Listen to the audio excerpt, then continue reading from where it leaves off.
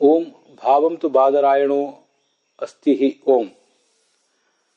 ಈ ದೇವತಾಧಿಕರಣದಲ್ಲಿ ಇದು ಕೊನೆ ಸೂತ್ರ, 1ನೇ ಅಧ್ಯಾಯದ 3ನೇ ಪಾದದ 33ನೇ ಸೂತ್ರ ಇದು.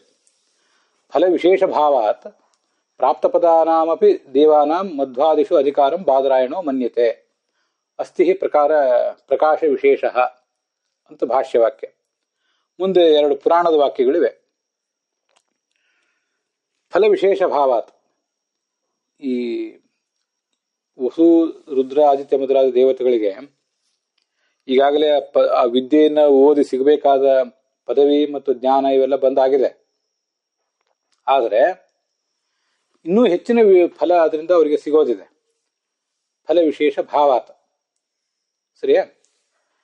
ಹೀಗೆ ಸಿಗುವುದು ಇರುವುದರಿಂದ ಪ್ರಾಪ್ತ ಪದಾನಾಮಪಿ ದೇವಾನಾಂ, ಯಾವ ದೇವತೆಗಳು ಪದವಿಯನ್ನು ಗಳಿಸಿದ್ದಾರೋ ಈಗಾಗಲೇ ಅಂಥ ದೇವತೆಗಳಿಂದಲೂ ಕೂಡ ಅಂಥ ದೇವತೆಗಳಿಗೂ ಕೂಡ ಮಧ್ವಾದಿಶು, ಮಧುವಿದ್ಯೆ ಮೊದಲಾದ ವಿಷಯಗಳಿಗೆ ಸಂಬಂಧಪಟ್ಟಂತೆ ಅಧಿಕಾರಂ ಬಾದರಾಯಣೋ ಮನ್ಯತೆ, ಅಧಿಕಾರ ಇದೆ ಅಂತ ವೇದವ್ಯಾಸರು ವರ್ಣಿಸ್ತಾರೆ. ಸರಿಯಾ?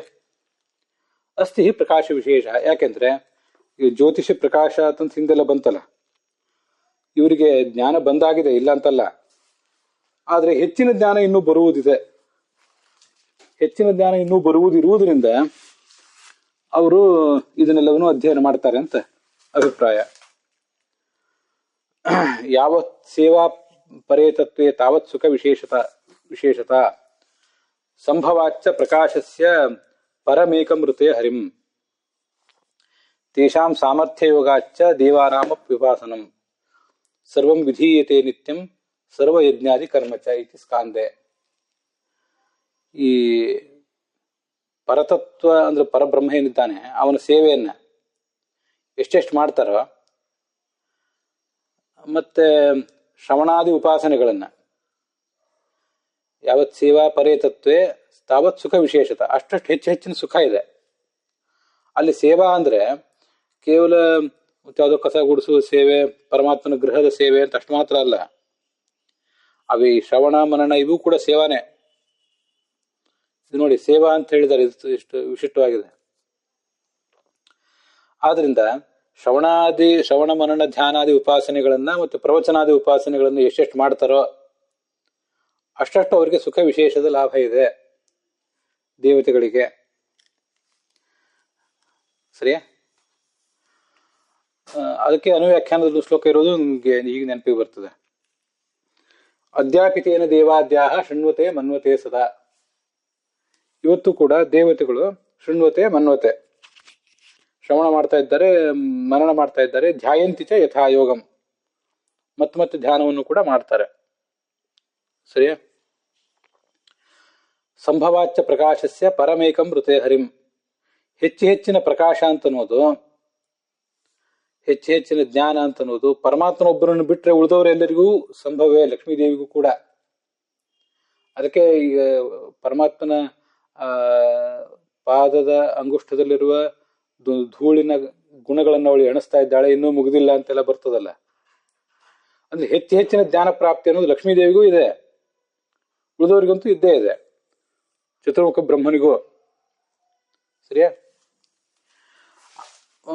ಆದ್ರಿಂದ ಅವರೆಲ್ಲರೂ ಅಧ್ಯಯನ ಮಾಡೇ ಮಾಡ್ತಾರೆ. ಗೀತಾ ಪ್ರಸ್ಥಾನದಲ್ಲಿ ಚತುರ್ಮುಖ ಬ್ರಹ್ಮ ಮತ್ತು ಉಳಿದವರು ಕುರಿತಾಗಿರುವಂತ ಮತ್ತೊಂದು ಮಾತು ನಂಗೆ ನೆನಪಿಗೆ ಬರ್ತದೆ. ಇದೆಲ್ಲ ಮಹತ್ವದ್ದು. ಯಾವತ್ ಬ್ರಹ್ಮಣಸ್ತು ಪ್ರಾಯೋ ನ ಪ್ರತಿಭಾಸಿತಂ ವಿಷ್ಣೋ ಪ್ರೀತ್ಯರ್ಥಮೇವಾಸ್ಯ ಶ್ರೋತವ್ಯಂ ಪ್ರಾಯಶೋ ಹರೇಹೇ. ಬ್ರಹ್ಮಣಸ್ತು ಪ್ರಾಯೋ ನ ಪ್ರತಿಭಾಸಿತಂ, ಚತುರ್ಮುಖ ಬ್ರಹ್ಮನಿಗೆ ಪ್ರಾಯ ತಿಳಿಯದ್ದು ಏನೂ ಇಲ್ಲ, ಎಲ್ಲವೂ ತಿಳಿದಾಗಿದೆ. ಆದ್ರೂ ವಿಷ್ಣುವಿನ ಪ್ರೀತಿಗಾಗಿ ಮತ್ತಷ್ಟು ತಿಳಿತಾನೆ.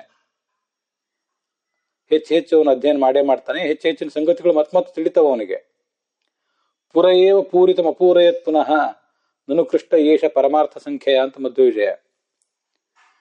ಕೃಷ್ಣ ಅಂದ್ರೆ ಅಲ್ಲಿ ವೇದವ್ಯಾಸ ಅಥವಾ ಈ ಯಮಧರ್ಮನ ಮಕ್ಕಳಾಗಿ ಹುಟ್ಟಿದಂತ ನರನಾರಾಯಣ ಹರಿಕೃಷ್ಣ ಅಂತೆಲ್ಲ ಇದ್ರಲ್ಲ, ಅಲ್ಲಿ ಕೃಷ್ಣ ಅಂತ ಇದ್ದಿರ್ಬೇಕು, ನನಗೆ ನೆನಪಿಲ್ಲ. ವೇದವ್ಯಾಸ ಅಂತ ಅವ್ರು ಇಟ್ಕೊಳ್ಳೋಣ. ಅವರು ಮಧ್ವಾಚಾರ್ಯರ ಮನಸ್ಸನ್ನ ಈಗಾಗಲೇ ಅದು ಪುರಯೇವ ಪೂರಿತಂ, ಮೊದಲೇ ತುಂಬೇ ಇತ್ತದು, ಆದ್ರೂ ಮತ್ತೆ ಅದನ್ನು ತುಂಬಿದ್ರು ಅಂತ. ಆದ್ರಿಂದ ಚತುರ್ಮುಖ ಬ್ರಹ್ಮನು ಕೂಡ ವಿಷ್ಣುವಿನ ಪ್ರೀತಿಗಾಗಿ ಅವನಿಗೆ ಪ್ರಾಯ ಇನ್ನು ತಿಳಿಯಲಾದದ್ದೇನೂ ಇಲ್ಲ, ಆದರೂ ತಿಳಿಯಬೇಕಾದದ್ದಿದೆ, ತಿಳಿಯಬೇಕಾದಂಥ ಸಂಗತಿ ಆತನಿಗಿದ್ದೇ ಇದೆ. ಅನ್ಯೇಷಾಂ ಶ್ರವಣಾಜ್ಞಾನಂ, ಉಳಿದವರಿಗೆ ಶ್ರವಣದ ಮೂಲಕ ಜ್ಞಾನ ಬರಬೇಕು. ಅನ್ಯೇಷಾಂ ಶ್ರವಣಾಜ್ಞಾನಂ ಕ್ರಮಶಃ ಮಾನುಷೋತ್ತರಂ. ಸರಿಯಾ? ಉಳಿದವರೆಲ್ಲರಿಗೂ ಶ್ರವಣದ ಮೇಲಿನ ಡಿಪೆಂಡೆನ್ಸಿ ಜಾಸ್ತಿ. ಕ್ರಮಶಃ ಮಾನುಷೋತ್ತರಂ. ಅಲ್ಲಿ ಮನುಷ್ಯರವರೆಗೂ, ಮನುಷ್ಯರು ಕೆಳಗೆ ಬಂದಂತೆ ಶ್ರವಣದ ಮೇಲಿನ ಜಾಸ್ತಿ ಡಿಪೆಂಡೆನ್ಸಿ ಜಾಸ್ತಿ. ಗೊತ್ತಿಲ್ಲದೆ ಇರುವ ಸಂಗತಿಗಳು ಜಾಸ್ತಿ ಆಗ್ತಾವಲ್ಲ. ಇದು ನೋಡಿ,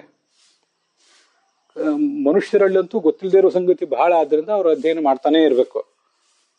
ಕ್ರಮಶಃ ಮಾನುಷೋತ್ತರಂ. ಅತ್ಯಲ್ಪ ಪ್ರತಿಭಾನತ್ವಾತ್ ಮನುಷ್ಯಾ ಶ್ರುತವೇದಿನಃ. ಸೃಷ್ಟಿಯಲ್ಲಿ ಅತ್ಯಂತ ಕಡಿಮೆ ಪ್ರತಿಭಾವಂತರಾದವರು ಅಂದ್ರೆ ಈ ಮನುಷ್ಯರೇ. ಅವರು ಶ್ರುತವೇದಿನಃ, ಶಾಸ್ತ್ರದಲ್ಲಿರುವಂಥದನ್ನ ಕೇಳ್ತಾನೆ ಇರ್ಬೇಕು, ಮೇಲಿದ ಮೇಲೆ ಶ್ರವಣ ಮಾಡ್ತಾನೆ ಇರ್ಬೇಕು, ಅದನ್ನ ಅವ್ರು ನಿಲ್ಲಿಸುವಂತಿಲ್ಲ ಅಂತದ್ರ ತಾತ್ಪರ್ಯ. ಸರಿಯಾ? ಇದು ಗೀತಾ ಪ್ರಸ್ಥಾನದಲ್ಲಿ ಬರುವಂತಹ ಮಾತು. ಆದ್ರಿಂದ ಲಕ್ಷ್ಮೀ ಚತುರ್ಮುಖ ಬ್ರಹ್ಮ ಇವರೆಲ್ಲರಿಗೂ ಕೂಡ ಹೊಸ ಹೊಸ ಜ್ಞಾನದ ಪ್ರಾಪ್ತಿ ಇದ್ದೇ ಇದೆ.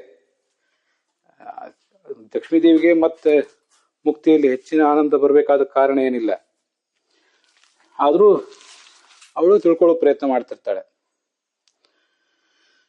ತೇಷಾಂ ಸಾಮರ್ಥ್ಯ ಯೋಗಾಚ್ಚ ದೇವಾನಾಮ ಪಿಪಾಸನಂ. ಹೀಗೆ ಫಲ ಮತ್ತು ಯೋಗ್ಯತೆ ಇಬ್ಬರಿಗೂ ಇದೆ. ಈ ಎರಡೂ ಕೂಡ ದೇವತೆಗಳಿಗಿದ್ದೇ ಇದೆ. ಆದ್ರಿಂದ ಅವರು ವೇದಗಳಲ್ಲಿ ಹೇಳಿದ ಉಪಾಸನೆಯನ್ನು, ಯಜ್ಞಾದಿ ಕರ್ಮಗಳನ್ನು ಮಾಡಬೇಕು. ಆ ಕಾರಣಕ್ಕಾಗಿ ಅವರಿಗೆ ಶಾಸ್ತ್ರಗಳು ಇದನ್ನೆಲ್ಲವನ್ನು ಹೇಳ್ತವೆ. ಸರಿಯಾ? ಉಕ್ತ ಫಲ ಅನಧಿಕಾರ ಮಾತ್ರಂ ಜೈಮಿನಿ ಮತಂ ಅಥೋನ್ನ ತನ್ಮತ ವಿರೋಧ. ಆದರೆ ಜೈಮಿನಿಗಳು ವೇದವ್ಯಾಸರ ಶಿಷ್ಯರೇ ಅಲ್ವಾ, ಅವ್ರಿಗೆ ಮತ್ತೆ ಅವ್ರು ಹೇಳಿದ ತಪ್ಪಾಯ್ತಲ್ಲ ಅಂತ ಯಾರಿಗಾರು ಪ್ರಶ್ನೆ ಬರ್ಬೋದು. ಅದಕ್ಕೆ ತಾತ್ಪರ್ಯ ಏನು ಅಂದ್ರೆ, ಮಧುವಿದ್ಯೆಯಿಂದ ಸಿಗಬೇಕಾದಂತಹ ವಸುತ್ವಾದಿ ಐಹಿಕ ಫಲಗಳಿವೆ ಅಲ್ಲ, ಅದು ದೇವತೆಗಳಿಗೆ ಬೇಕಾಗಿಲ್ಲ. ಅಪ್ರಾಪ್ತವಾದ ಜ್ಞಾನದ ಲಾಭವೂ ಇಲ್ಲ. ಉಕ್ತ ಫಲ ಅಂದ್ರೆ ಅಲ್ಲಿ ಹೇಳಲ್ಪಟ್ಟಂತಹ ಫಲ. ಹೇಳಲ್ಪಟ್ಟಂತಹ ಫಲ ಅಂದ್ರೆ ಯಾವುದು? ಆ ಪದವಿ ಎಂಬ ಐಹಿಕ ಲಾಭ. ಚತುರ್ಮುಖ ಪದವಿ ಮತ್ತೆ ರುದ್ರ ಪದವಿ, ವಸು ಪದವಿ, ಆದಿತ್ಯ ಪದವಿ ಕೂಡ ಐಹಿಕ ಪದವಿಯೇ ಅದು. ಅದನ್ನ ಈಗಾಗಲೇ ಅವರು ಪಡೆದಿರೋದ್ರಿಂದ ಆ ಫಲವನ್ನು ಉದ್ದೇಶಿಸಿ ಅವರು ಮಧುವಿದ್ಯೆ ಓದಬೇಕಾಗಿಲ್ಲ. ಆದ್ರೆ ಮಧುವಿದ್ಯೆಯನ್ನು ಕೂಡ ಅವರು ಓದುವಾಗ ಮತ್ತೆ ಪರತತ್ವದ ಚಿಂತನೆಗಾಗಿಯೇ ಓದ್ತಾರೆ. ಸರಿಯಾ? ಬೇರೆ ಏನನ್ನೇ ಮಾಡಿದ್ರು ಅಲ್ಲಿ ಪರತತ್ವವನ್ನೇ ಅವ್ರು ಕಾಣ್ತಾರೆ, ಭಗವಂತನ ಗುಣೋತ್ಕರ್ಷವನ್ನೇ ಅವ್ರು ಕಾಣುವ ಪ್ರಯತ್ನ ಮಾಡ್ತಾರೆ. ಆದ್ರಿಂದ ಮಧುವಿದ್ಯೆಯನ್ನು ಅವ್ರು ಓದ್ಬೇಕು. ಮಧುವಿದ್ಯೆಯನ್ನು ಓದುವಾಗ ನಮಗೆ ಪದವಿ ಸಿಗಲಿ ಅಂತ ಅವ್ರು ಓದ್ತಾರೆ ಅಂತ ಅರ್ಥ ಅಲ್ಲ, ಸಿಕ್ಕಾಗಿದೆ. ಆದ್ರಿಂದ ಜೈಮಿಯ ಮತದ ಪ್ರಕಾರ ಪದವಿ ಸಿಗುವುದಕ್ಕೆ ಅವರು ಅಧಿಕಾರಿಗಳಲ್ಲ ಅಂತಿಷ್ಟೇ ತಾತ್ಪರ್ಯ. ಆದ್ರಿಂದ ಅಲ್ಲಿ ಯಾವುದೇ ವಿರೋಧ ಇಲ್ಲ. ಬಾದರಾಯಣರ ಮತಕ್ಕೂ ಆ ಜೈಮಿನಿಯ ಮತಕ್ಕೂ ವಿರೋಧ ಇಲ್ಲ. ಅದೇ ಬ್ರಹ್ಮಪುರಾಣದ ಒಂದು ಮಾತಿದೆ, ಸರ್ವಜ್ಞಸ್ಯೈವ ಕೃಷ್ಣಸ್ಯ ತು ಏಕದೇಶ ವಿಚಿಂತಿತಂ ಸ್ವೀಕೃತ್ಯ ಮುನಯೋ ಬ್ರೂಯು ತನ್ಮತಂನ ವಿರುದ್ಧತೆ. ಬಾದರಾಯಣರ ಬುದ್ಧಿಯಲ್ಲಿ ಅನೇಕ ಆಲೋಚನೆಗಳಿವೆ. ಅದರಲ್ಲಿ ಯಾವುದೋ ಒಂದು ಅಂಶವನ್ನು ಸ್ವೀಕಾರ ಮಾಡಿ ಮುನಿಗಳು ತಮ್ಮ ಅಭಿಪ್ರಾಯವನ್ನು ಹೇಳ್ತಾರೆ. ಆದ್ರಿಂದ ವ್ಯಾಸರ ಮತಕ್ಕೆ ವಿರೋಧ ಏನೂ ಇಲ್ಲ. ಸರಿಯಾ? ಮಧುವಿದ್ಯೆಯನ್ನ ಉಪಾಸನೆ ಮಾಡಿದ್ರಿಂದ ಅಲ್ಲಿ ವಿವರಣೆ ಇದೆ, ವಿವರಣೆ ಗಮನಿಸಿ. ಮಧುವಿದ್ಯೆ ಉಪಾಸನೆ ಮಾಡಿದ್ರಿಂದ ದೇವತೆಗಳಿಗೆ ಐಹಿಕ ಪದವಿ ಪ್ರಾಪ್ತಿ ಇಲ್ಲ. ಆದ್ರೆ ಸತ್ಯಜ್ಞಾನಾದಿ ಗುಣಗಳಿಂದ ಕೂಡಿದ ಬ್ರಹ್ಮನನ್ನ ಉಪಾಸನೆ ಮಾಡಿದಷ್ಟು